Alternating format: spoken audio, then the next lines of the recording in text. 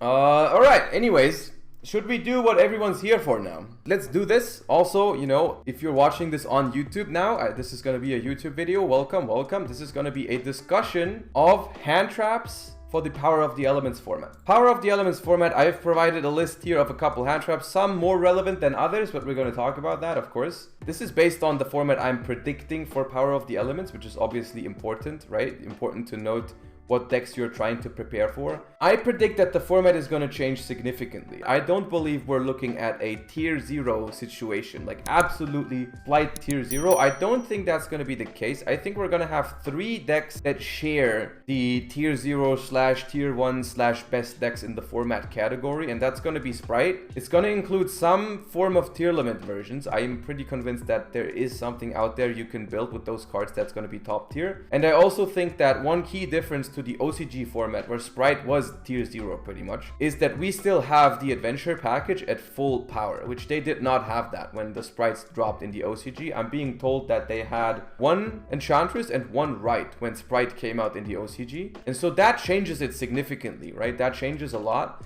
And so I think those 3 decks are still going to be strong. And the reason why I think that specifically Adventure can keep up with Sprite and Tier Elements is because both decks lose to the Scythe lock, right? Everything else is, I think, still playable to an extent, right? Depending on how strong the deck was before, like your Despia, Sword Soul, Flunder, Drytron, whatever. Those are still going to be there, right? You can still expect to play some of them in a tournament, not as often. I think they're all like tier 2 rogue-ish. Just to get that out of here before we get into the hand traps, right? That's what we're preparing for. Our main deck needs to be solid against Tier Elements and Adventure Synchro, most importantly. And then when we look into side deck stuff, we might want to prepare for some of these others, right? That's the premise for this tier list, right? That's what we're looking at. With that being said, let's just get right into the list. I want to get some stuff out of here first that was still in here from last time that I think is not going to be very good. Let's just get this one out of the way right away.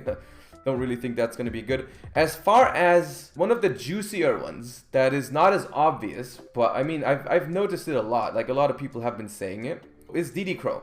DD Crow is the first one I want to talk about because I think DD Crow is very, very good in the main deck in the upcoming format. We need to talk about how good DD Crow is in general. Versus Sprite, first and foremost, what you're going to do is you're going to hit the Ronin Toadin, which is very, very good because you prevent the Toad. And preventing one Toad actually prevents multiple ways of interaction because the normal Splite board will have a Toad and a Splite Elf, right? They're going to use Toad to negate something and they're going to use the Sprite Elf to bring the Toad back. So preventing the Toad essentially gets rid of 2 negations, which is very powerful. And it also gets rid of some amount of grind game because the Ronin Toadin is going to be banished. Which also leads me to why this card is significantly better than Ghost Bell and Skullmeister. Because both Ghost Bell and Skullmeister technically do the same thing against Sprite, but they're just weaker because they don't banish the Ronin Toadin. And in Ghost Bell's case, it's also once per turn. Crow is also really strong against Tier Elements because it does banish the Tier Elements from the graveyard. And the Tier Element graveyard effects specifically state that they need to be included in the fusion summon. They need to be included as materials. You cannot fuse with only other cards from your hand, field, or graveyard. You need to include the one from the graveyard. So if you banish the one from the graveyard, it's not going to resolve, or it's going to resolve without an effect rather. Ghost Bell and Skullmeister, worth noting here as well, also work when negating the graveyard effect of Tier Elements. They can both do it, but once again, Bell once per turn, and both of them can be chain blocked by Tier Elements. If they mill multiple graveyard effects, they can chain block the Bell and the Skullmeister because those need to be chained immediately to the graveyard effect, whereas Crow does not need to do that. Adventure Synchro, Crow is probably only okay against that, but if the main goal of Adventure Synchro is still going to be to Scythe lock you, it's worth noting that Crow will always be an out to Scythe, as well as Bell and Skullmeister. They will all work against Scythe. Of course, if they pair it with a Griffin or Baron Negate, you're going to need other hand traps, but in theory, the card is okay-ish into that matchup. It's still decent. So all 3 of these cards are good. Crow is definitely the best one, without a doubt. I think Bell and Skullmeister are only going to find its way into decks as an additional copy of DD Crow in a sense, right? Like if you play 3 DD Crow already, but you want more of that kind of stuff, you could be playing Bell. I don't think we're going to see much Skullmeister because I do think Bell is probably better than Skullmeister. So like it's going to be a lot of Crow, some Bell on top of Crow, and then probably no Skullmeister because you would probably, or like, I don't know if you want more than 6 of these ever in your deck. In terms of one thing that I'm seeing a lot that people also talk a lot about is Cherries. I'm gonna say Cherries is experimental category. If the card is good next format against Sprite and Tearlaments, I would say it has main deck potential if your deck has the room for the targets in the extra deck, right? Because it has some interesting targets against every single deck, which is why I don't think it's just merely a side deck card. Like, you could side it for mirror matches. In Sprite, for example, it's possible. But if the card is actually good into Sprite, Tearlament, and Adventure Synchro, you could just main it if you have room in the extra deck, which against Sprite, I think it's okay. There's different routes you can go down. Like, you can hit Gigantic Sprite, you can hit Sprite Elf, you can hit Toad. I've heard different approaches. All of them seem to be fine. None of the approaches completely prevents everything, so you're still gonna have to deal with some kind of board, right? You can Ghost Reaper the Gigantic Sprite, but they will definitely still end on like IP, Splite Red, maybe Splite Carrot to negate some stuff. If they hard draw Swap Frog, they can still end on Toad. Same thing if you hit Splite Elf, they can still end on some stuff. If you hit Toad, they're still gonna end IP, Red, Carrot at the very minimum, which is like, that's 2 or 3 negates or interruptions. No way how you look at it. So like, either way, Cherries is gonna be okay against it. Cherries against Tearlaments should be pretty solid on Kid Kalos. Obviously, same thing here. They might still set up some stuff, but they definitely lose out a lot by losing that card. Against Adventure, you probably hit Helke Fibrax, and if you're lucky, they don't get to Scythe Lock. I think it's more of an experimental kind of thing. I have a hard time giving this deck the stamp of just main deck potential. I don't think that's going to be the case. Let's move on with a card that has been pretty much a main deck staple this format. In a lot of decks that played a lot of Handtraps, Nibiru has been very, very powerful, but Nibiru is definitely downgraded to only side deck potential. This card is not main deckable in a format where Splite is popular, because Sprite is always going to play around Nibiru. They have, first of all, Gigantic Sprite outright locks you out of Nibiru if it's being used before the summon number 5, right? Because it states both players cannot summon level 2 or higher for the rest of the turn. Both players can only summon level rank 2 or link 2. So Gigantic Sprite just outright locks you out of Nibiru. And they also have Sprite Red, which can negate Handtraps in hand in the form of monsters before they get to 5 summons. So Nibiru is just bad against Sprite. It is still going to be probably decent against Tearlament decks, depending on how they're going to combo. Like, if it's a Punk Tearlament version, it's probably going to play into Nibiru. It's good against Adventure if you pair it with any other hand trap. So I can definitely see this card still seeing play in the side deck for like any other combo deck that isn't Sprite. But in terms of main deck quality, I don't think it's happening. Like, I don't think it's main deckable at all in the next format. The same goes for something like Token Collector, which was a card that a lot of people main decked in this format for Shooting Riser. Some people sided it. I think Token Collector becomes significantly worse next format. Like, Adventure is still going to exist, but actually I think I'm going to put this at the top of unplayable, because I think the decks that it hits are just not going to be popular enough. Like, Sword Soul is just out of the equation pretty much, and so it's only Adventure. And if we're talking only Adventure, we can probably play better cards like Ghost Ogre, which, speaking of Ghost Ogre, probably goes here in terms of where it's at. Like, it's definitely main deckable. It's good against Adventure. It's good against Sprite. The reason why I'm not completely sold on Ghost Ogre yet, like, I'm seeing a lot of hype on Ghost Ogre, but I'm personally a little bit on the fence about it, because I think Sprite has a lot of ways to play around it if you know what you're doing. Like, if Ghost Ogre is popular, you can definitely play around it by making Almirage before going into Gigantic Sprite, or you can just summon a secondary XYZ, because the reason why this card counters Gigantic Sprite in the first place is Gigantic Sprite needs to detach a material from any XYZ you control in resolve, not as cost. So if you destroy Gigantic Sprite before it resolves, and it's the only XYZ they have, it's not gonna be able to resolve its effect. So if you just summon any second XYZ before you activate Gigantic Sprite, if they chain Ghost Ogre, you can just detach from that other XYZ, which is very often possible for Sprite duelists. All in all, Ghost Ogre is solid against Sprite, but I think if it's very popular, people are going to be able to play around it. Solid against Adventure, and now is the most important thing as to why I'm not completely sold on it, is because it is not insane against Tearlaments. Actually, it's pretty bad against Tearlaments. I have yet to see a Tearlament version that plays any really good target for this. Like, maybe it's Adventure Tearlaments that people are going to play, but other than that, against most Tearlament versions that I've been seeing so far, Ghost Ogre has not been very good into it at all. Let's get another obvious one out of the way. Ash Blossom, I think, aligns itself with DD Crow and Ghost Ogre in the main deck category. It's not as amazing anymore as it was against Despia, of course. Like, there's no one card in Sprite that if you're able to Ash it, you immediately win the game, except for maybe Gigantic Sprite, because you can Ash Gigantic Sprite, right? It's very solid. Like I said, once again, they have ways to play around it, so Ash is not like completely game breaking or anything, but it is a solid card and is definitely one of the better main deck hand traps for the next format, just because it covers all your bases. It's always going to be, against all of the 3 decks, it's going to be solid, right? You can Ash Enchantress, you can Ash the Fateful Search for Griffin, you can Ash Hauke Fibrax, you can Ash some of the tier elements, like you can Ash Rhino Heart to mill, you can Ash Kid Kalos to add. Ash is going to be very solid. And there's still going to be a lot of pod cards in any deck. It's also going to hit all the rogue decks very hard. Ash is going to be a main deck staple in every deck that wants to play hand traps. Let's move on to Dimensional Shifter, which is a card that we're going to see in some side decks that are not only Flunder, simply because of how amazing this card is against Tearlament specifically. And it is worth noting that specifically Splight can play this card. It's not the #1 choice of Sprite players in the OCG as of now. You lose out on some of your plays, like you will not be able to revive with Sprite Elf.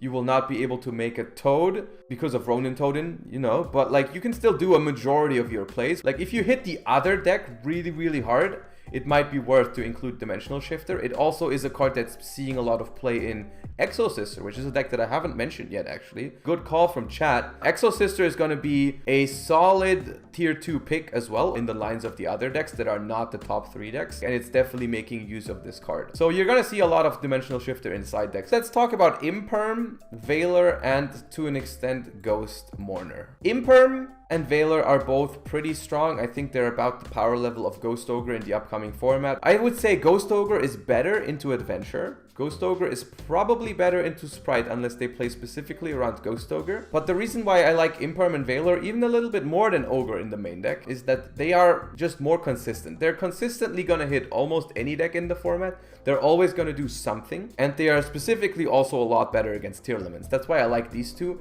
I think Ghost Mourner becomes unplayable. It simply becomes unplayable by the fact that the other ones are just better, which is probably the same thing for the Skullmeister to an extent, right? Technically, these two cards wouldn't be bad in the main deck, but it's just there's better cards, right? And so that's where these go. Let's move some out of here. I think this card becomes unplayable. It was unplayable before. This is the Psyframe Delta, the one that negates spell cards. This one is in this tier list because it's the one that I used last format. I think it was worth mentioning last format as a way to negate Branded Fusion. It's obviously not going to be important this format anymore. Obviously, Gamma is main deckable. If your deck wants it, it can be main decked. It's worth noting that I've been trying some Sprite versions that played Emergency Teleport alongside Gamma just to make sure you can get a level 2 onto the board, which makes Gamma even more main deckable. In general, a couple of decks are going to want to play Gamma because it's one of the hand traps that is definitely the best if it's drawn alone. And alongside Gamma in the main deck, I predict that some people might want to experiment with Psyframe Epsilon, which is a very niche pick. I've already said it last format as a way to beat anti-spell. Splight loses to a lot of trap cards that are being flipped immediately, right? Like you want to be flipping cards like Mischief of the Gnomes or Deck Devastation Virus in draw or standby phase immediately when the opponent does not have a board yet. And so that's where Epsilon comes in. It's the same thing as Gamma but for trap cards. So you're getting a free level 2 on the field in your Splight deck and you're negating the card that loses you the game. I think it's a thing you can play around with in Splight side decks, maybe, if you're afraid of these types of cards. I could definitely see it. I think it's funny. Two cards that don't really have that much potential anymore are these two because of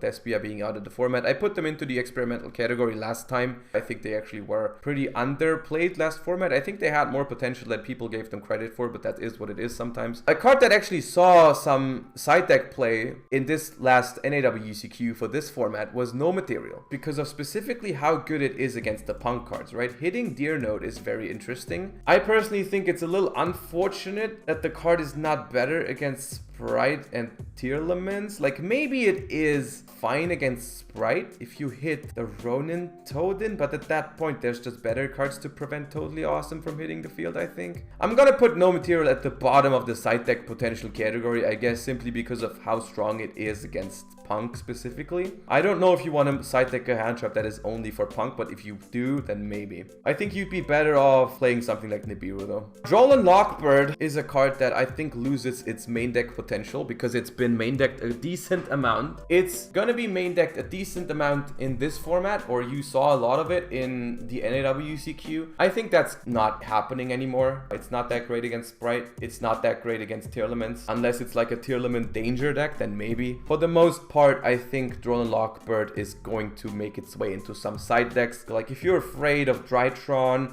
if you're afraid of Flunder, if you're afraid of Danger Tearlaments, these types of decks. Maybe Dragon Link? I think it's not correct to main deck for those, but you could justify siding for it. I could see Drone Lockbird appearing in some side decks. Probably better in side decks than no material, so that's where I'm putting it. Fantasma is a card that last format I deemed experimental to unplayable. I'm gonna put it a little bit higher in the experimental category simply because some of the decks that never link summoned are definitely becoming less popular, right? Despia, for example, was a deck where Fantasma was just dead against it. It has some experimental potential because Sprite is always gonna XYZ summon, so Fantasma is actually decent against Sprite. Sorry, link summon. They usually link summon before locking you out of Fantasma with Gigantic Sprite, I think. Not always though, it's a little risky. Tearlaments is also gonna link summon pretty much every time. So Fantasma has some experimental potential, but I don't think it's the most reliable, specifically because Gigantic Sprite might lock you out of it sometimes, right? Then we got Chaos Hunter. When I asked people where they would put Chaos Hunter, some people said it has side deck potential because it does prevent some stuff from Sprite. It prevents Ronin Totem to be exact. I personally just think there is better stuff at doing that, so I put this in the unplayable category even behind these three. Like these three, they're okay, but they're just like better options out there, so why would you play these three? Chaos Hunter I personally just think is just not good enough, and there even then there is better options at preventing the Toad. And Lancia, off the top of my head, I don't see something where Lancia is like really good against. Maybe I'm missing something that Lancia really hurts, but I don't think there is anything that you would really want Lancia. Maybe Flunder, but like you're not gonna play Lancia against Flunder. You'd rather play something else. Does it really hurt Exosister that bad? I don't think you would want to side Lancia for Exosisters. No matter what deck, like you could say, okay, it's solid against Flunder, which you're right, it's solid against Flunder, but you're not gonna play Lancia just for Flunder. You would rather side Lockbird,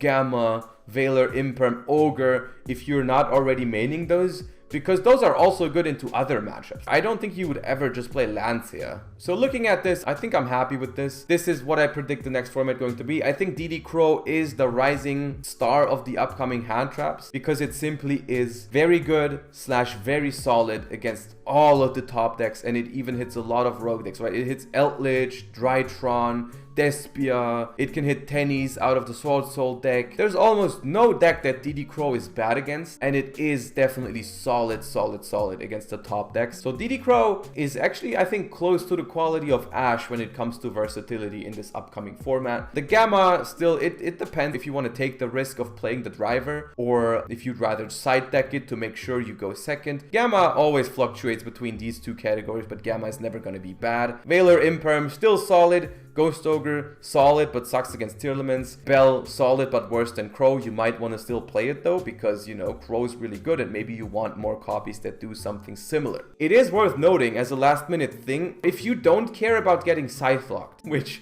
most decks obviously care about getting Scythe locked, but Blight and Tearlaments are both decks that you could technically beat without Handtraps. You don't have to play Handtraps in the upcoming format, but if you do want to play some Handtraps, then I think this is what I would start with for sure, with the format that I predict. This might change as always as the format progresses, but for the beginning of the format, I think that's going to be a good guideline as to which Handtraps to include in your deck and which ones to include in your side deck. I hope you find this helpful. If you did, leave some feedback in the comments down below, subscribe to the channel, and check out my Twitch stream in the description down below, which is where we recorded this live and where we discuss this stuff live. Without further ado, I hope you guys have a great rest of your day, and bye bye.